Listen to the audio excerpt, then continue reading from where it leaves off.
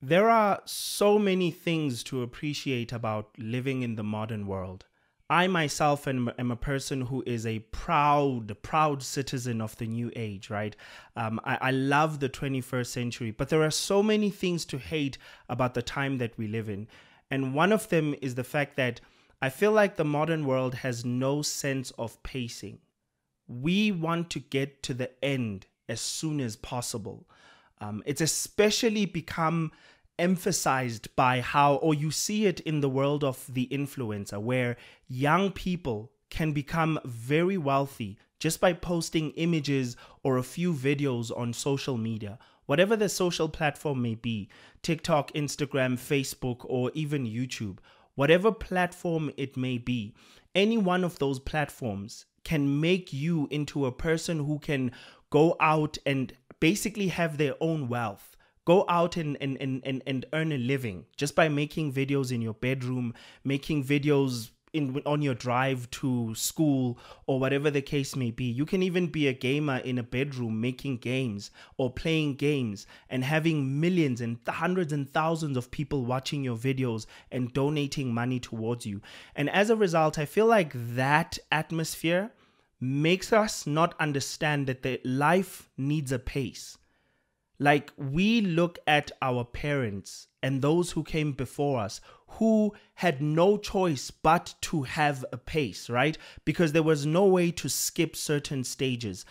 Technology has given us the power to skip so many stages, so many stages, because almost anything can be learned online these days. Almost anything. You can become a virtual assistant if you wanted to. From a very young age, right? You can just become a virtual assistant, start working for a company overseas. You can start painting, become an artist, and post those pictures on Instagram. And all of a sudden you have customers, people interested in your work. But the thing is this, pacing is extremely important. And you see it with shows like, where people win lots of money. And then you realize, you think that their lives are changed forever. But unfortunately, and if you had asked that person before, because that's the reason why they were playing the lotto or they were playing whatever game show it may be, or, before they got into whatever situation that led to them having a lot of money, or it may even be an inheritance. One of the dangerous things about that is that if you were to ask those people prior to that situation how they would have handled the money, they would have given you a completely different story than how they actually handled the money, right? Because pacing is everything.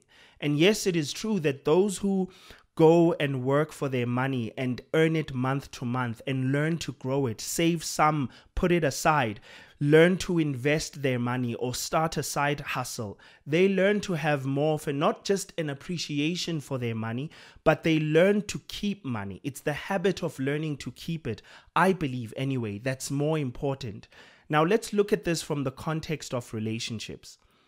Many of us have no sense of pacing because no one teaches you to have pace. If you go to a cinema and you watch a chick flick, you forget that a chick flick has to squeeze in an entire relationship into an hour and a half. Whereas most relationships, right, you have to look at them within the course of a lifetime. Like what happens in the first 3 years.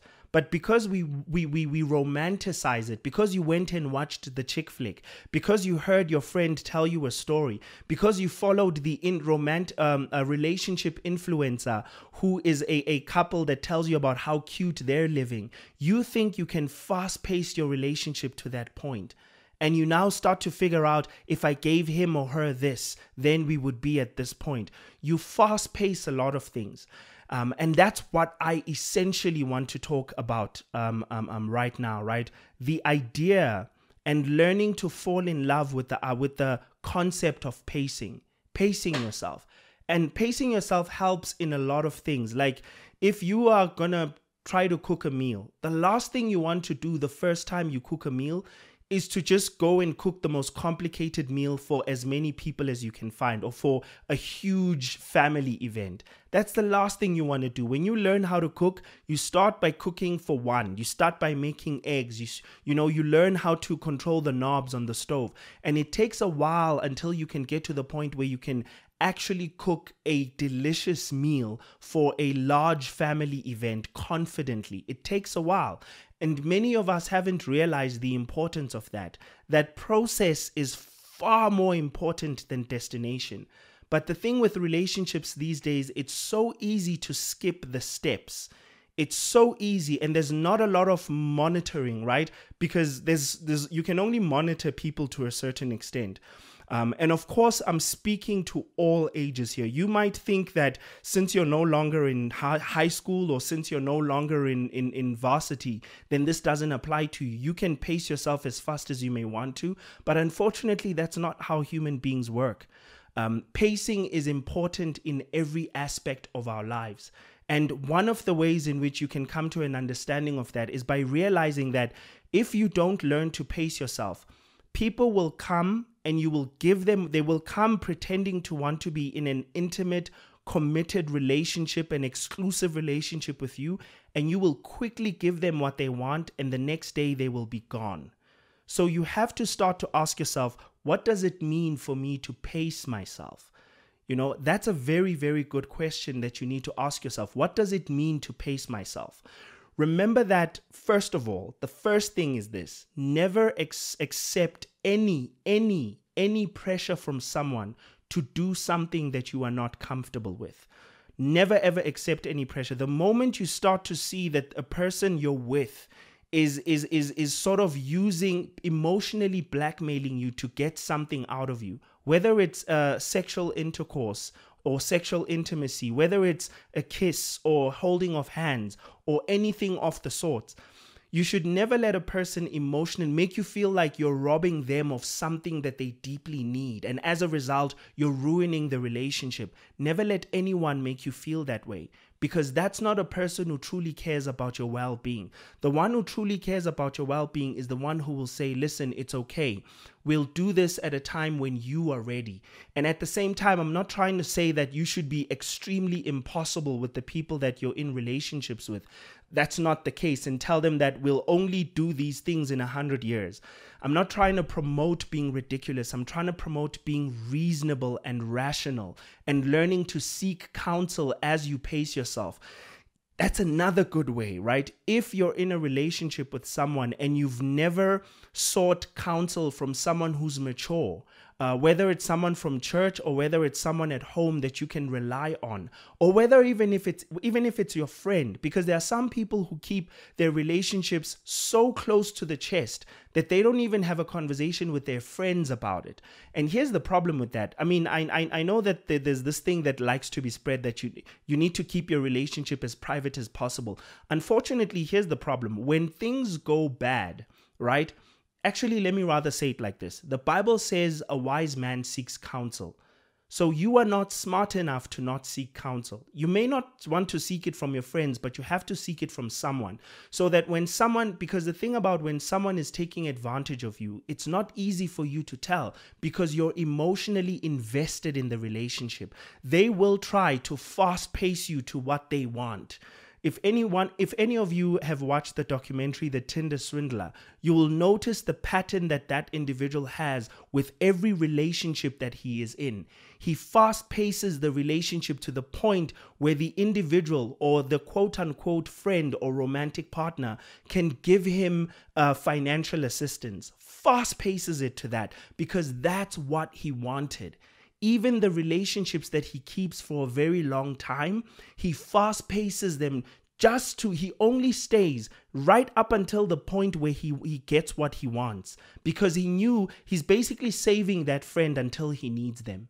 And you don't want to fall victim to that. So you want to create a pace for yourself.